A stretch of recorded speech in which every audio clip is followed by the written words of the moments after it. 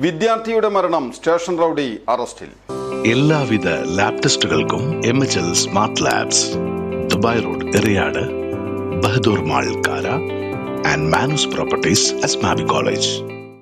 കയ്പമംഗലം കൂരിക്കുഴി സ്വദേശി പഴൂപ്പറമ്പിൽ വീട്ടിൽ ഷജീറിനെയാണ് തൃശൂർ റൂറൽ ജില്ലാ പോലീസ് മേധാവി B. കൃഷ്ണകുമാർ IPSന്റെ നേതൃത്വത്തിലുള്ള അന്വേഷണ സംഘം അറസ്റ്റ് ചെയ്തത്.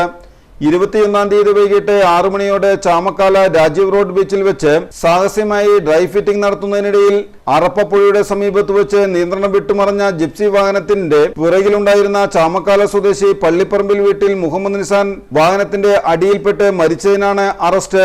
ഷജീർ യാതൊരു സുരക്ഷാ മാനദണ്ഡവുമില്ലാതെ സാഹസികമായി ഡ്രൈ ഫിറ്റിംഗ് നടത്തിയിരുന്നത്.